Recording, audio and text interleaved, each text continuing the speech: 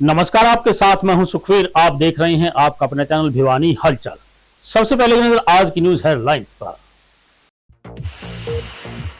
विधानसभा चुनावों में भाजपा की शानदार बढ़त, कार्यकर्ताओं ने मनाया जश्न। सेक्टर 13 में प्रशासन की बड़ी कार्रवाई, अवैध निर्माण ध्वस्त।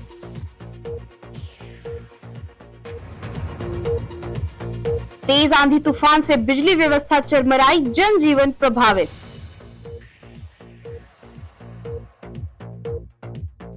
एडीसी द्वारा तीरंदाजी एकेडमी का किया गया शुभारंभ।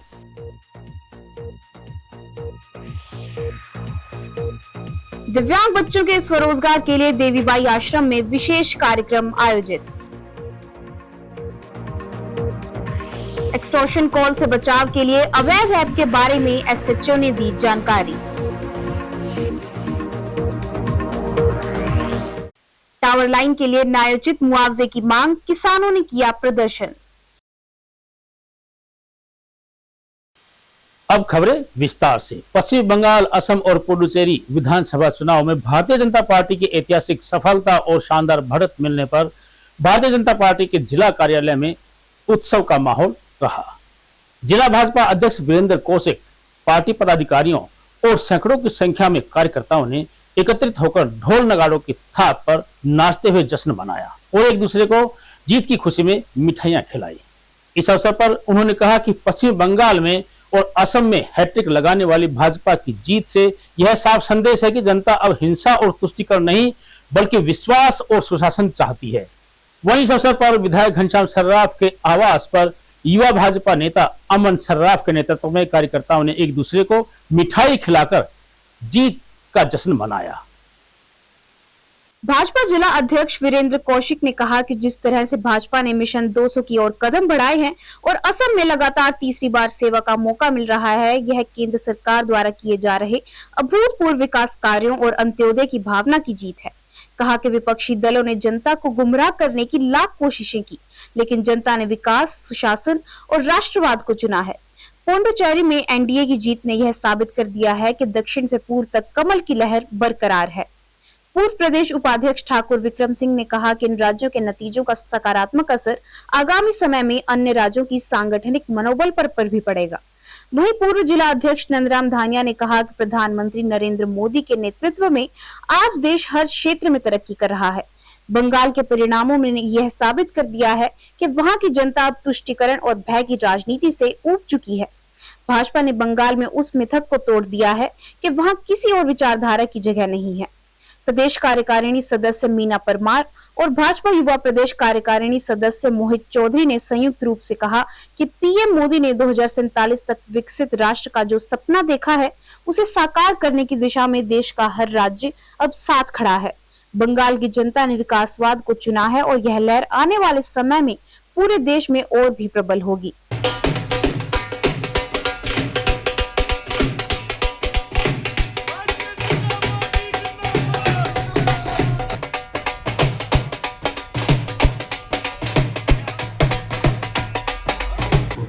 हार्मोज के कारण जो दिक्कत में है, उससे इतनी कोई मारामारी, क्योंकि कोई चीज़ हमें बनाने लग रहे हैं, किसी व्यवसायी जो होता है उसको पता होता है हमारा ईंधन क्या है, और वो ईंधन जिस प्रकार से हम बैठते हैं, कहीं पे कोई ट्रांसपोर्ट की बात आती है अभी तो, या गैस सिलेंडर की बात आ गई कहीं पे, जो मार्जिन बढ़ेगा, क्योंकि सरकार कुछ लिमिट होती है दायरे में सब्सिडी के लिए कि हम इतनी सब्सिडी दे सकते हैं, क्योंकि देश को भी चलाना होता है। तो मामूली सी चीज़ को बढ़ोतरी करने की कोशिश करते हैं कि ज़्यादा ना हो, और वो समय भी काफ़ी निकाला जाता है। तो जो वस्तु स्थिति है उसके अंदर काम सरकार करने लग रही है, और उस स्थिति को देखते हुए ही सरकार को फैसले लेने पड़ते हैं। महंगाई की मार इतनी हमारे एक सिलेंडर से नहीं पड़ी है, क्योंकि जब आप किसी चीज़ को बनाते हैं, उत्पादन करते हैं, तो उसके अंदर बहुत सी चीज़ें होती हैं। कोई लेबर है, रॉ मटेरियल है, दुकान है, जगह है, फैक्ट्री है, और टैक्स है, और एक पार्ट होता है ईंधन का उसमें। तो ईंधन की बढ़ोतरी से इतना कोई उस पर ज़्यादा इफेक्ट नहीं पड़ेगा, कोई 5% 7% इस प्रकार से उसका जो मूल भाव है उसके ऊपर फर्क पड़ता है। और वो आने वाले समय में जब दुनिया की स्थिति ठीक हो जाएगी तो सारी चीज़ें ठीक हो जाएंगी।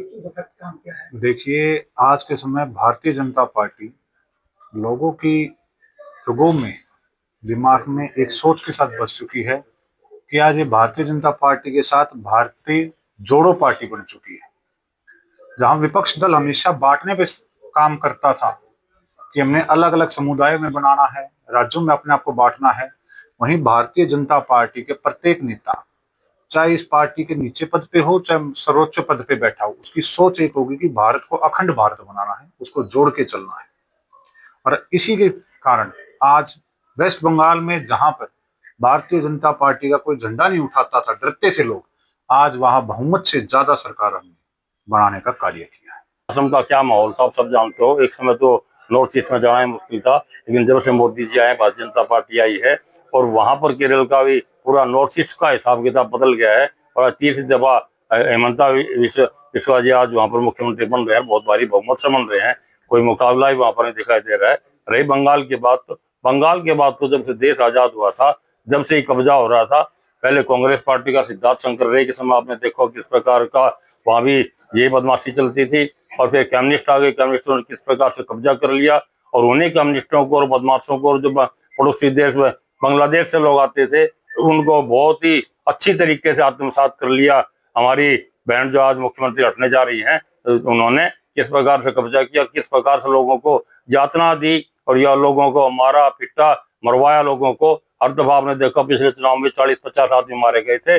और अब की बार ज्ञानेश जी को कुछ भी कहे, इतना शांति प्रिय चुनाव हुआ है कि बदमाशों के आगे तो पुलिस है किस लिए, देश के अंदर सीआरपीएफ और दूसरी फोर्सेज किस लिए हैं। आज वो वहां थी क्योंकि बदमाशी में बहुत आसानी से, छुटपुट बात तो हुई लेकिन बड़ा आसानी से चुनाव हुआ। और जो जनता निकल कर आई वह भूतपूर्व थी, सारे देश का रिकॉर्ड तोड़ दिया बंगाल की जनता ने। 92-93% तक हुआ। एक कलकत्ता को ही आप देख लें, पिछली बार 53-55% वोटिंग हुई थी और इस बार 28% वोट ज्यादा पड़े कलकत्ता शहर के अंदर। 14 विधानसभा है, वही सारे बंगाल का माहौल रहा और उसी का नतीजा निकल रहा है। लोगों को जो आक्रोश था, लोगों को सुनाई नहीं हो रही थी, उसको अपने लेके आए। देखिए 15 सालों से जो ममता दीदी का षड्यंत्र का और लोगों के अंदर एक आतंक का माहौल बनाने का जो राज था, उसको खत्म करने का काम बंगाल की जनता ने किया है। और उसमें महिलाओं की महती भूमिका है। आधी आबादी महिलाओं ने बढ़ चढ़कर पुरुषों से ज्यादा वोट वेस्ट बंगाल में किया है और ये बहुत बड़ी बात है, क्योंकि एक महिला मुख्यमंत्री थी 15 साल और उस महिला मुख्यमंत्री के खिलाफ महिलाओं का ही, उस प्रदेश की महिलाओं का इस तरह से सामने आना, ये सोचने वाली बात है। ये टीएमसी को सोचना चाहिए कि उसके आतंक को खत्म करने का काम नारी शक्ति ने किया है। और जो तीसरी बार सरकार बना चुकी थी और चौथी बार जब चुनाव हो रहे थे, तीसरी बार सत्ता में काबिज रहने के बाद, तो वहां की जनता ने, वेस्ट बंगाल की जनता ने ममता दीदी को नकार दिया है। भारतीय जनता पार्टी का इस ऐतिहासिक जीत के ऊपर सबसे पहले तो मैं सभी को बहुत बहुत बधाई देता हूं, शुभकामनाएं देता हूं। और भारतीय जनता पार्टी जो केंद्र में 3 बार से सरकार है, कोई प्रदेश अगर केंद्र की नीतियों के अनुकूल नहीं चल रहा है, जिस तरह से पूरे देश में एक पश्चिमी बंगाल के ऊपर लोगों की निगाहें थी, वो बड़ा प्रदेश था और केंद्र सरकार जो योजनाएं लागू करना चाहती थी तो लोगों को उन योजनाओं का लाभ नहीं मिल रहा था। पहली बार लोगों ने ये महसूस किया कि जब केंद्र में भारतीय जनता पार्टी की सरकार है, जहां पर पश्चिमी बंगाल में, मुझे याद है 1992 में राष्ट्रीय कार्यकारिणी थी हमारी कलकत्ता में, तपन सिकदर जी उस समय बंगाल के अध्यक्ष होते थे, प्रदेश अध्यक्ष। तो जहां कार्यकारिणी थी तो लोगों को जो हमारा इस तरफ का जो व्यापारी, हरियाणा का, राजस्थान का जो व्यापारी उस तरफ जो होता था, सभी लोग ये समझते थे कि पश्चिमी बंगाल में तो भारतीय जनता पार्टी का कोई नाम लेने वाला नहीं है। लेकिन धीरे धीरे जिस तरह से वहां पर कार्यकर्ताओं ने अपनी सूझबूझ से और मुकाबला करके और आज सरकार बनाने की स्थिति में भारतीय जनता पार्टी पहुंची है, तो ये बहुत बड़ी बात है। वहीं विधायक घनश्याम सराफ के आवास पर तीनों राज्यों के विधानसभा चुनावों में जीत का जश्न मनाया गया। इस अवसर पर भाजपा युवा नेता अमन सराफ ने कार्यकर्ताओं की जीत की खुशी में मिठाई खिलाई। आज मैं पूरे देश की जनता को, खास तौर पर बंगाल की जनता को बधाई देना चाहता हूं। जो 15 साल के कुशासन को उन्होंने खत्म किया, इसका सारा श्रेय बंगाल की जनता को जाता है। और साथ में हमारे माननीय प्रधानमंत्री नरेंद्र मोदी जी की जो लोकप्रियता है, जो जनता का उनके अंदर विश्वास है, आज उस पर एक बार फिर से मोहर लगी है। अमित शाह जी जो नीतियां बनाते हैं पार्टी के लिए, आज उसके ऊपर मोहर लगी है। और हमारी इससे पहले 2 स्टेटों में सरकार थी, असम में और पुडुचेरी में, वो दोनों भारी बहुमत से हमने रिटेन की है। और साथ में प्रचंड बहुमत के साथ बंगाल में हमारी सरकार बनी है। तमिलनाडु और केरल में भी हम अच्छा प्रदर्शन कर रहे हैं, हमारा वोट शेयर बढ़ा है। तो इसके लिए मैं सभी पार्टी के कार्यकर्ताओं को और सभी देशवासियों को हार्दिक बधाई एवं आज जिस प्रकार से भारतीय जनता पार्टी की सरकार ने माननीय प्रधानमंत्री नरेंद्र मोदी के नेतृत्व में, भाई अमित शाह जी के नेतृत्व में जिस प्रकार से बंगाल के अंदर प्रचंड बहुमत के साथ में सरकार आई है, तो मैं पूरे देशवासियों को बधाई देता हूँ और खास तौर पर बंगाल की जनता को, और जिन्होंने बड़े संघर्ष करके और वहां पे सरकार लाने का काम किया है।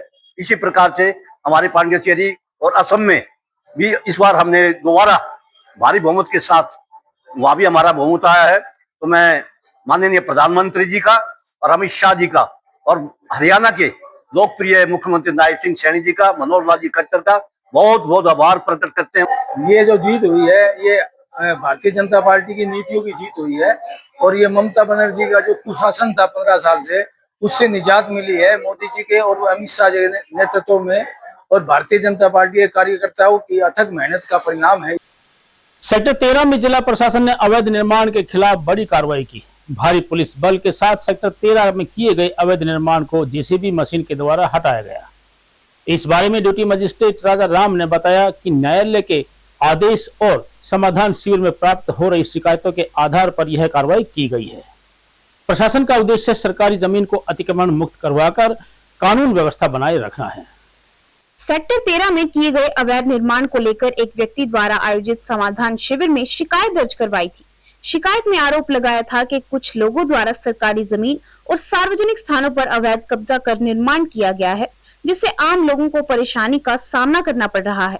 शिकायत मिलने के बाद प्रशासन ने मामले की जांच करवाई और न्यायालय के आदेशों के आधार पर कार्रवाई अमल में लाई गई। प्रशासनिक अधिकारी, नगर परिषद कर्मचारी और पुलिस बल मौके पर पहुंचे और जेसीबी मशीनों की मदद से अवैध निर्माण हटाने की प्रक्रिया शुरू की गई। ड्यूटी मजिस्ट्रेट राजा राम ने कहा कि प्रशासन का उद्देश्य सरकारी जमीन की अतिक्रमण मुक्त कराना और कानून व्यवस्था बनाए रखना है। उन्होंने यह भी स्पष्ट किया कि कार्रवाई पूरी तरह नियमानुसार की गई है। कार्रवाई के दौरान कुछ स्थानीय लोगों ने विरोध भी जताया। क्षेत्रवासियों का कहना है कि तोड़फोड़ के दौरान पानी और सीवर लाइनें क्षतिग्रस्त हो गई, जिससे आने वाले दिनों में लोगों को भारी परेशानी का सामना करना पड़ सकता है। लोगों ने प्रशासन से जल्द व्यवस्था बहाल करने की मांग की। ऑफिस है भिवानी में मेरी पोस्टिंग है, एडिशनल चार्ज है। और आज की जो कार्रवाई है, हमारे उपायुक्त महोदय द्वारा समाधान शिविर में शिकायत आई थी और 2 महीने पहले शिकायत आई थी। हमने इनको नोटिस भी दिए है। नोटिस देने के बावजूद भी लोगों ने हटाया नहीं है। उसके बाद हमारा आज राजा राम जी हमारे ड्यूटी मजिस्ट्रेट की उपस्थिति में ये कार्य हो रहा है। और ये अतिक्रमण है जो रोड पे हुड्डा की सर्विसेज बाधित हो रही है ना, वो भी इन्होंने कवर की हुई है, जिससे आम जन को भी आने जाने में परेशानी होती है। जो आम जनता के लिए समस्या पड़ रही है, पानी की, लाइट की, जो लोगों ने गरीब आदमी की रक्षा वाला भी है, उन्होंने पाइप जुड़वाया उन्हें पानी का, उसको तोड़ जाएंगे, कौन ठीक कराएगा? उसको पैसा भी नहीं है। पानी का कनेक्शन है, सीवर का कनेक्शन है, लाइट का कनेक्शन है, कौन जुड़वाएगा? क्या प्रशासन जुड़वाना चाहिए? नहीं, पानी कनेक्शन कौन जुड़वाएगा? लाइट कनेक्शन कौन जुड़वाएगा? सीवर कनेक्शन कौन जुड़वाएगा? न्यूज जो चैनल है उसके दर्शकों को मेरा नमस्कार। आज हमारी जो HSVP की टीम के द्वारा जो एनक्रोचमेंट ड्राइव चलाया गया है न्यू अपना ओल्ड हाउसिंग बोर्ड के अंदर, इसमें 2 कंप्लेंट है। एक तो समाधान शिविर से प्राप्त कंप्लेंट है, जिसकी धनपत सिंह ने 23 फरवरी को कंप्लेंट करी थी, तो एक तो वो हटाई। अब एक हमारे माननीय हाई कोर्ट में PIL डली हुई थी, तो उसमें जो हमारे जो सेक्टर हाउसिंग बोर्ड है या HSVP की जो सेक्टर है, उनमें से एनक्रोचमेंट हटानी है। इसी क्रम में आज माननीय उपायुक्त महोदय ने मेरे को ड्यूटी मजिस्ट्रेट लगाया है और आज इस क्रम में के नाम हमें ये कार्रवाई कर रहे हैं। बीती रात भयंकर आंधी, तूफान व बरसात ने जनजीवन को बुरी तरह से प्रभावित कर दिया। तेज व धूल भरी आंधी और बरसात के कारण आसपास के कई गांवों में सड़कों पर पेड़ गिरने से रास्ते अवरुद्ध हो गए और सैकड़ों की संख्या में बिजली के खंभे गिरने से बिजली आपूर्ति भी बुरी तरह से बाधित हुई। भिवानी से दिल्ली, चंडीगढ़, महम, हिसार की तरफ जाने वाले अनेक रास्तों का वाहन चालकों को सड़कों पर ही रहकर रात बितानी पड़ी। बिजली विभाग कर्मचारियों के द्वारा किसी भी अप्रिय घटना को रोकने के लिए अस्थायी तौर पर मुख्य फीडरों को बंद करना पड़ा। देर रात से ही बिजली कर्मचारियों के द्वारा आसपास के गांव और शहर में बिजली आपूर्ति को शुरू करने के प्रयास किए जा रहे हैं। मौसम के अचानक बदले मिजाज ने जहां लोगों को गर्मी से राहत दी, वहीं बिजली कटौती ने परेशानी भी बढ़ा दी। बिजली गुल होने के कारण पानी की सप्लाई और दैनिक कार्यों में काफी दिक्कतों का सामना करना पड़ा। बिजली निगम के कर्मचारियों और तकनीकी टीमों को तुरंत मौके पर भेजा गया, जो देर रात तक मरम्मत कार्य में जुटे रहे। लाइनों को दुरुस्त करने का प्रयास किया गया। विभाग के अधिकारियों ने बताया कि प्राथमिकता के आधार पर प्रभावित क्षेत्रों में बिजली बहाल करने का कार्य किया जारी है। स्थानीय निवासियों ने बताया कि बिजली गुल होने के कारण पानी की सप्लाई और दैनिक कार्यों में काफी दिक्कतों का सामना करना पड़ा। खासकर रात के समय अंधेरे के कारण लोगों को परेशानी हुई। बिजली विभाग ने लोगों से अपील की है कि वे टूटे हुए बिजली तारों से दूर रहें और किसी भी प्रकार की समस्या की सूचना तुरंत विभाग को दें। विभाग के अधिकारियों ने बताया कि मौसम सामान्य होते ही सभी क्षेत्रों में जल्द ही बिजली आपूर्ति बहाल कर दी जाएगी। यहाँ पे जी काफी नुकसान है। कूड़ा गोदाम बिल्कुल तहस नहस हो चुका है और गऊ के लिए जो कूड़ा था कूड़ा गोदाम के अंदर वो भी बिल्कुल नष्ट हो चुका है। और जी क्या है, लाइट की व्यवस्था भी अस्त व्यस्त हो चुकी है। कृपया करके सर कोई सुझाव हो या फिर कोई देखे तो हमारी हेल्प करे, हम असमर्थ हैं। रात को सर ये करीब 11 बजे जो आंधी तूफान आया है, उसके कारण बहुत से पेड़ खंभे वगैरह टूटे हुए हैं, बिजली की दिक्कत है। और सबसे ज्यादा जो नुकसान हुआ है वो गुजरानी गौशाला में हुआ है। उसमें जो शेड थी, चारा की शेड थी, वो उड़ गई। उसकी जो टीनें थी वो पेड़ों पे टंगी हुई हैं, देखने के लिए बहुत ज्यादा नुकसान है। ठीक है। और जो चारा है गऊ के लिए, वो तो चारे की जो शेड है वो बिल्कुल ही नष्ट हो गई है। यदि वो टाइम पे ठीक नहीं करवाई गई तो 500 जो गऊ है उनके लिए चारा नहीं होगा और बहुत ही दिक्कत आएगी आगे। और कम से कम ये लगाओ आप 10-12 लाख रुपए का नुकसान तो होगा गौशाला का, और एरिया का लगाए तो बहुत ज्यादा नुकसान है। बॉक्सिंग और कुश्ती में भिवानी जिले का नाम देश विदेश में रोशन करने के बाद अब यहां के खिलाड़ी तीरंदाजी में भी अपना जोहर दिखा सकेंगे। तीरंदाजी में प्रशिक्षण देने के लिए एडीसी दीपक बाबूलाल करवा ने केएम स्कूल परिसर में तीरंदाजी अकादमी का शुभारंभ किया। तीरंदाजी कोच कुलविंदर और उसके सहयोगी हेमंत व कर्ण द्वारा शुरू की गई अकादमी के बारे में एडीसी ने कहा कि अन्य खेलों के साथ यह अकेडमी तीरंदाजी का लक्ष्य हासिल करने में बहुत सहायक सिद्ध होगी। केएम पब्लिक स्कूल की प्राचार्य रेणु सैनी ने स्कूल की गतिविधियों पर विस्तार से प्रकाश डाला। उन्होंने पूर्व छात्र कुलविंदर व उसके सहयोगियों के इस प्रयास की सराहना की। उन्होंने एडीसी व सभी विशिष्ट अतिथियों को स्मृति चिन्ह प्रदान कर उनका आभार व्यक्त किया। कार्यक्रम में विशेषकर कक्षा 9वीं से 12वीं के सभी विद्यार्थियों ने कार्यक्रम का भरपूर आनंद उठाया। अकेडमी प्रभारी कुलविंदर ने एडीसी को बताया कि यह अकेडमी छात्रों में तीरंदाजी का कौशल विकसित करने व अपनी प्रतिभा दिखाने के लिए शुरू की गई है। स्कूल के अलावा बाहरी युवा भी यहाँ पर प्रशिक्षण ले सकते हैं। उन्होंने बताया कि केएम पब्लिक स्कूल के विद्यार्थियों व स्कूल स्टाफ के बच्चों के लिए मासिक शुल्क 2000 रुपए, बाहरी छात्रों के लिए मासिक शुल्क 3000 रुपए तथा दिव्यांग खिलाड़ियों को विशेष छूट दी जाएगी। तो आज हम शिवी आर्चरी एकेडमी की केएम पब्लिक स्कूल में उद्घाटन किया है। तो ये आर्चरी को हम ग्रास रूट पे बढ़ावा देने के लिए ये शुरुआत की है हमने, और हमें ये बहुत ही बड़ा उपलक्ष्य मिला कि आर्चरी को बढ़ावा दिया जाए, क्योंकि ये स्पोर्ट अभी अपने देश में बहुत ही छोटे रूप में है, बट इसमें मेडल्स आने की बहुत बड़ी संभावना है, B it Asian games, Olympics या कॉमनवेल्थ।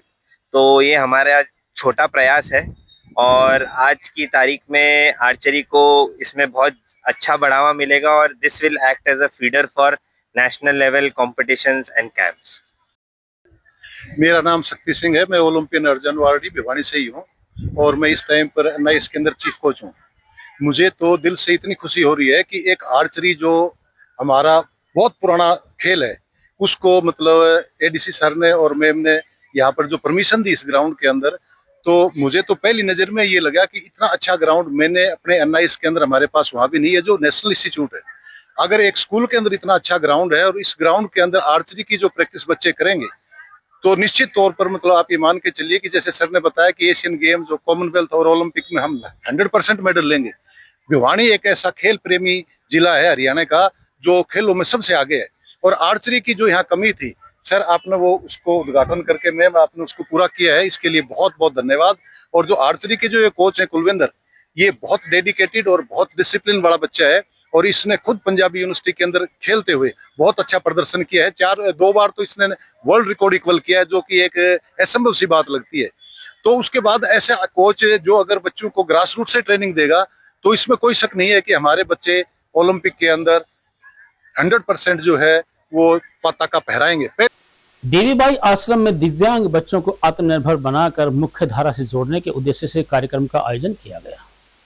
वरिष्ठ अधिवक्ता अविनाश सरदाना की अध्यक्षता में आयोजित कार्यक्रम में मुख्य अतिथि विधायक घनश्याम सर्राफ ने बताया कि देवीबाई आश्रम में दिव्यांग बच्चों को स्वरोजगार की ट्रेनिंग देकर आत्मनिर्भर बनाया जाएगा, ताकि वे अपनी आजीविका कमाकर ठीक से गुजर बसर कर सके। इस उद्देश्य की पूर्ति के लिए विधायक घनश्याम सर्राफ ने दिव्यांग बच्चों को आर्थिक सहायता देने की भी घोषणा की।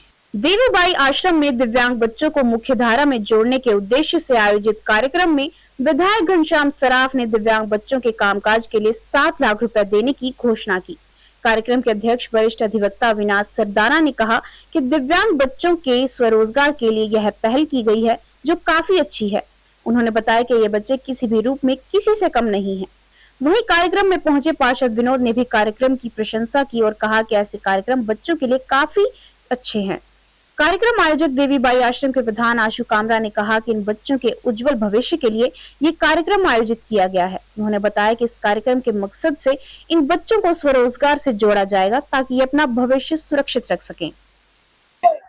श्याम जी के एक कीर्तन के अंदर 7 लाख रुपए बिल्डिंग के लिए घोषणा की है, और जो भी बच्चे इस टाइप से होशियार निकलते हैं, चाहे वे दिव्यांग हो चाहे वे अंधजन हो, उनका भी मान सम्मान हम बराबर करते रहे। सर, किस प्रकार से इन बच्चों को आगे लाया जा रहा है, क्योंकि ये बच्चे दिव्यांग हैं? इन बच्चों का भविष्य देख के इनको आगे लाना हमारा नैतिक कर्तव्य बनता है। हम इन बच्चों के लिए समाज में बार बार में प्रोग्राम करते हैं, और ये बच्चे इतने होशियार हैं कि बात को तुरंत पकड़ में ले लेते हैं। आज भी हमने अनेक बच्चों के साथ कार्यक्रम किए हैं। बहुत अच्छा कार्यक्रम है ये। देवीबाई आश्रम रजिस्टर्ड के जो है आशु कामरा जी प्रधान है ये, और बहुत अच्छा कार्यक्रम है। और ये ऐसे न केवल आज के, हमेशा ही ये ऐसे कार्यक्रम करते आ रहे हैं। क्या मानते हैं आप, इस तरह से नेत्रहीन बच्चों को इस प्रकार से सम्मानित करना, उनको आगे लाना, समाज की मुख्य धारा से जोड़ना, कितना फायदा होगा इन बच्चों को? क्योंकि ये बच्चे जो है अपने आप को मुख्य धारा से नहीं जोड़ पाते, क्योंकि नेत्रहीन होते हैं, और उसके बाद अगर इस तरह से इनको आगे लाया जाता है समाज में, तो काफी फायदा समाज का भी होता है। बिल्कुल ठीक बात आपकी। ये जो है अब जो बिल्कुल ही बेचारे ब्लाइंड है, अब उन देखोगे आप यहाँ इन्हें इंतजाम किया हुआ है सारा, बाहर के सभी बुलाए हुए हैं, तो ये मोटिवेशन जाता है उन से, अच्छा ही प्रतीत है। जो ये काम कर रहे हैं आशु भाई कामरा जी और जो इनकी टीम है पूरी, वो बड़ा ही बधाई के पात्र हैं, क्योंकि ये इन्होंने एक जो ये पहल की है देवीबाई आश्रम में, ये एक समाज से हटके पहल की है। हमारी संस्था का जो कार्यक्रम है हमने इस उपलक्ष्य पे रखा है, क्योंकि हम ये चाहते हैं कि जो दिव्यांग है, जो देख नहीं सकते, लेकिन अब तो इनकी सेवा हम कर रहे हैं। जब ये बीमार होते हैं तो इनको बड़ी परेशानी होती है। हम ये चाहते हैं कि एक इनके लिए व्यापार डेवलप हो, ताकि ये भी एक मुख्य धारा में आ सके। और आज ये जो भिवानी के अंदर जो कार्यक्रम हो रहा है, या दिव्यांगजनों के उत्थान के लिए जो कार्यक्रम है, वो समाज की मुख्य धारा में जोड़ने के लिए कार्यक्रम किया जा रहा है, क्योंकि ये आत्मनिर्भर बने। संस्थाएं बहुत सी चल रही है, चंदे पे चल रही है, लेकिन चंदे की एक दिन आने वाले समय में सीमित मात्रा होगी। पहले 1 संस्थाएं थी, 2 संस्थाएं थी, आज भिवानी के अंदर मान लो आज 10 संस्थाएं काम कर रही है। दायरा वो सीमित है लोगों का, दान देना आमदनी का भी दायरा कम हो रहा है लोगों का, कहाँ से चंदा देंगे। लेकिन इन बच्चों के माध्यम से आत्मनिर्भर बना करके इन धारा में लाया जा सकता है, ऐसी संस्थाएं कामयाब हो सकते हैं। औद्योगिक थाना क्षेत्र में शहर के प्रबुद्ध लोगों के साथ थाना प्रभारी देवेंद्र कुमार ने बैठक करके अवैध ऐप के बारे में विस्तार से जानकारी दी। थाना प्रभारी ने लोगों को बताया कि यह ऐप एक्सटॉर्शन कॉल और फोन पर मिलने वाली धमकी भरी कॉल से बचाव करता है। यह ऐप एक आधुनिक मोबाइल आधारित सुरक्षा प्लेटफॉर्म है, जिससे अंतर्राष्ट्रीय वर्चुअल या अनजान नंबरों से आने वाली संदिग्ध कॉल और व्हाट्सएप संदेशों को मोबाइल पर पहुंचने से पहले ही ब्लॉक कर देता है। इससे अपराधियों की ट्रैकिंग भी की जा सकेगी। औद्योगिक क्षेत्र थाना प्रभारी देवेंद्र कुमार ने कहा कि यह ऐप अंतर्राष्ट्रीय वर्चुअल या मास्क किए गए अनजान नंबरों से आने वाली संदिग्ध कॉल और व्हाट्सएप संदेशों को आप तक पहुंचाने से पहले ही ब्लॉक कर देता है, जिससे अपराधियों द्वारा फैलाई जाने वाली दहशत और ब्लैकमेलिंग से बचाव होता है। भले ही कॉल आपके पास न पहुंचे, लेकिन बैक एंड पर पुलिस इन नंबरों का डेटा सुरक्षित रखती है, ताकि अपराधियों को ट्रैक करने उन पर सख्त कार्रवाई की जा सके। औद्योगिक क्षेत्र एरिया प्रधान शैलेंद्र जैन ने बताया कि औद्योगिक क्षेत्र के काफी लोगों ने ऐप डाउनलोड कर लिया है। इसके अलावा सभी उद्योगपतियों की मीटिंग बुलाएंगे, जिसमें लोगों को जागरूक किया जाएगा। सरपंच एसोसिएशन के प्रधान एवं गांव कालुवास के सरपंच आशीष ने बताया कि यह ऐप अपराधियों द्वारा किए जाने वाले मानसिक उत्पीड़ना और धमकियों को रोकने के लिए तैयार किया गया है। एक ऐप अवैध ऐप नाम से ऐप चलाई गई है और भिवानी के इलाका औद्योगिक क्षेत्र थाना के जितने भी इंडस्ट्री एरिया के पेट्रोल पंप, हॉस्पिटल, रेस्टोरेंट वगैरह, इनके पास किसी जो बिजनेसमैन है उनके पास किसी प्रकार की कोई धमकी वगैरह आती है तो उसके लिए एक ऐप है। बाहर विदेश से जो आने वाली कॉल है वो जिस फोन में ये ऐप डाउनलोड की जाएगी उसमें किसी प्रकार की कोई धमकी नहीं आएगी। और हमारे पुलिस अधीक्षक साहब के द्वारा ये सभी को हिदायत दिशा निर्देश किए गए हैं कि आप अपने अपने इलाका में ऐसे व्यक्तियों के पास जहां आपको लगता है किसी को धमकी आ सकती है तो आप उनके सभी के फोनों में एक ऐप डाउनलोड करवाएं ताकि किसी प्रकार की कोई धमकी ना आए। और इस ऐप के जरिए उसका डाटा तैयार होगा, भाई जहाँ से कोई धमकी आती है तो उसके बारे में पता चल जाएगा। मेरा नाम शैलेंद्र जैन है, मैं प्रेसिडेंट हूँ डिस्ट्रिक्ट एरिया का। मुझे सचिव साहब का फ़ोन आया था कि भी ऐसे ऐसे एक डाउनलोड हो रही है ऐप, जिसके अंदर हमारी जो विदेशों से जो ये पैसा मांगते हैं और जो फिरौती मांगते हैं वो ऐप जो कमिश्नर साहब ने जो लॉन्च करी है इनके IG साहब ने, उसके बारे में इन्होंने हमें बताया और हमारे इंडस्ट्री एरिया वालों ने अच्छा रिस्पॉन्स देते हुए काफ़ी तो उन्होंने करवा दिया। परंतु बस एक दिक्कत ये आई है कि हमारे पास अभी एप्पल के फ़ोन्स हैं, क्योंकि एंड्रॉयड फ़ोन थोड़े कम है, परंतु जितने एंड्रॉयड फ़ोन थे उन्होंने अपना करवा रहे हैं। आपका मैं आशीष सरपंच कालवास औद्योगिक थाना क्षेत्र भिवानी में एक SHO साहब के द्वारा मीटिंग बुलाई गई थी, जिसमें मीटिंग में का उद्देश्य था जो आम जन है हरियाणा की SHO साहब के एरिया की, उसमें जितने भी कारोबारी हैं या जनप्रतिनिधि हैं जिनको ये लगता है कि भाई कभी भी कोई भी कॉल आ सकती है, तो मतलब एक माइंड में टेंशन सी रहती है, भाई हो सकता है किसी टाइम कोई भी अननोन पर्सन एक फ़ोन करे और हमें परेशान कर दे। तो एक ऐसी ऐप हरियाणा पुलिस के द्वारा ऐप लॉन्च की गई है, जिससे कोई भी बाहर की जो कॉल है, अननोन नंबर है जो इंडिया से बाहर के हैं वो नहीं आएंगे, वो कॉल कोई भी नहीं आएंगे और हमारे पास आएंगे नहीं, और पुलिस के पास पूरा डाटा उनका सेव हो जाएगा, कहाँ से कॉल आ रही है कहाँ से नहीं आ रही है। उस पर अपने आप फिर पुलिस हमारी कोई बगैर एप्लीकेशन सब कार्रवाई प्रशासन करता रहेगा उसके ऊपर। तोशाम ब्लॉक के गांव डाडम, पिंजोखरा, गानपुरा, छपार, जोगियान व दरियापुर के सैकड़ों किसानों ने टावर कंपनी द्वारा टावर खड़ा करने का न्यायोचित मुआवजा नहीं देने के विरोध में अखिल भारतीय किसान सभा ने उपायुक्त कार्यालय के सामने प्रदर्शन किया। किसान सभा के जिला सचिव मास्टर जगरोशन और उप प्रधान कामरेड ओम प्रकाश ने कहा कि खेतों के ऊपर से जाने वाली हाई वोल्टेज तारों से किसानों के परिवार को हमेशा खतरा बना रहता है और जमीन की कीमत भी काफी कम हो जाती है। उन्होंने सरकार से भूमि का उचित मूल्यांकन करके किसानों को न्यायोचित मुआवजा देने की मांग की। गांव डाडम, पिंजोखरा, गारनपुरा, छपार, जोगियान, रांगदान, दरियापुर के सैकड़ों किसानों ने टावर लाइन के न्यायोचित मुआवजे के लिए उपायुक्त के नाम ज्ञापन सौंपा।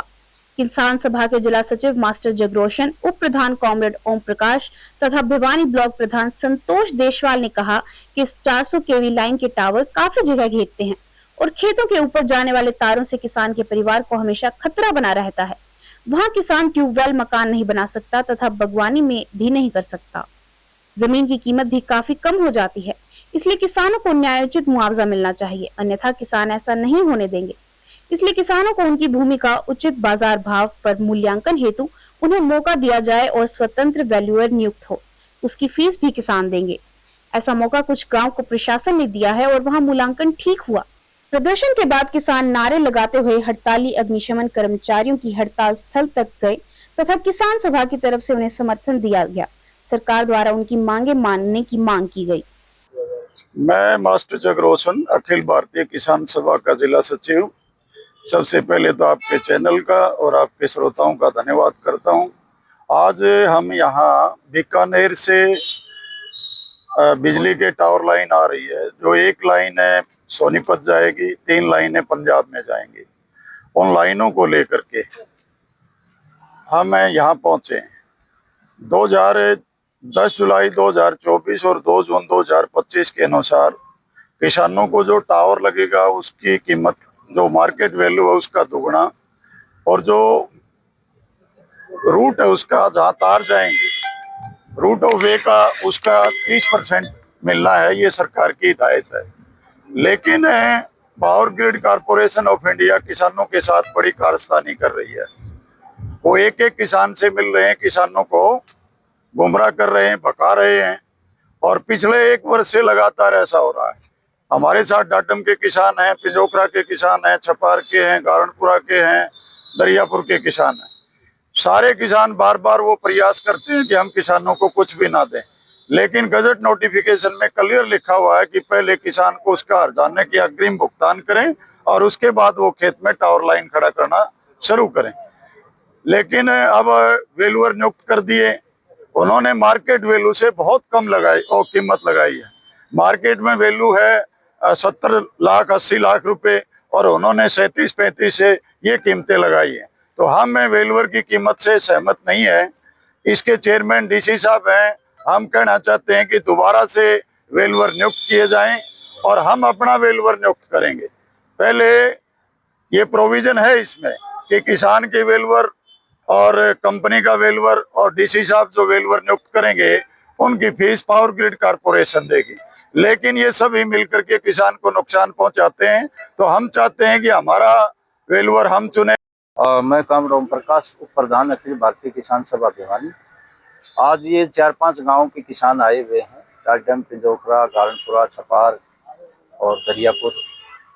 यहाँ जो पावर ग्रिड है, इन किसानों को शिवानी से सोनीपत में जो लाइन जा रही है बड़ी टावर 400 केवी की, उसकी न्यायोचित मुआवजा नहीं दे रहे हैं और षड्यंत्र रच के किसान को ठग के वो ऐसा करना चाहते हैं, जबकि किसान के खेत की कीमत भी कम हो जाती है। वैसे तो वास्तविक कीमत तो उसकी टावर से पहले जो कीमत है और जो बाद में टावर गड़ने के बाद जो कीमत घट गई, वास्तव में तो मुआवजा उतना होना चाहिए। लेकिन सरकार ने जो तय कर रखा है कि भाई जो मार्केट वैल्यू है उसका दुगना मिलेगा और 30% जो है ना वो कॉरिडोर का मिलेगा, जो तार जाते हैं। हम ये कहना चाहते हैं कॉरिडोर का मुआवजा बहुत कम है और मार्केट रेट में भी षड्यंत्र रचा जा रहा है। हालांकि कहने को तो 3 वैल्यूअर हैं, एक प्रशासन का है, एक टावर कंपनी का है, एक किसानों का है, लेकिन वो पेमेंट तीनों को वही देते हैं। तो किसान, तो हम ये कहना चाहते हैं कि किसान का वैल्यूअर जो है वो किसान खुद अपॉइंट करें और ये मौका दिया जाए। आज जिला उपायुक्त से मिलने आए हैं, सस्ते में किसान अपनी जमीन को नहीं लुटाएगा। ये 4-5 गांव से किसान आए हुए हैं। ये जैसा कि यहाँ से बीकानेर से एक लाइन आ रही है जो आगे जाके अपना सोनीपत तक जा रही है, तो वहाँ जो ये लाइन पावर ग्रिड की लाइन जा रही है, तो उसके बारे में जो वैल्यूअर ने जो रेट निर्धारित किए हैं उसको लेके इनकी कुछ जो समस्याएं हैं उनके बारे में ये बात करना चाह रहे थे कि कुछ पास के गांव हैं जो एडजेसेंट गांव हैं, उनके रेट्स में काफ़ी डिफरेंस बता रहे हैं। तो उसके लिए इनकी जो समस्या थी उसके बारे में अभी जो इन्होंने ज्ञापन दिया है, तो इसके लिए मैं डीसी साहब से एक बार बात करूंगा कि जो भी इनकी समस्या है इनका समाधान कराया जा सके। और अंत में फिर से एक नजर आज की न्यूज हेडलाइंस पर। विधानसभा चुनावों में भाजपा की शानदार बढ़त, कार्यकर्ताओं ने मनाया जश्न। सेक्टर 13 में प्रशासन की बड़ी कार्रवाई, अवैध निर्माण ध्वस्त।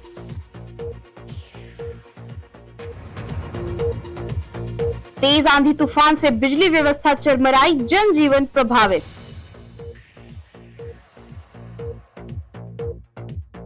एडीसी द्वारा तीरंदाजी एकेडमी का किया गया शुभारंभ।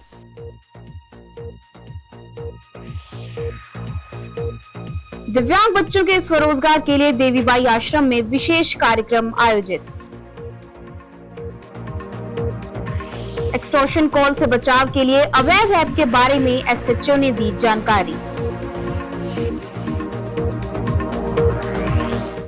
टावर लाइन के लिए न्यायोचित मुआवजे की मांग, किसानों ने किया प्रदर्शन। अब मुझे दीजिए इजाजत, देखते रहिए आपका अपना चैनल भिवानी हलचल।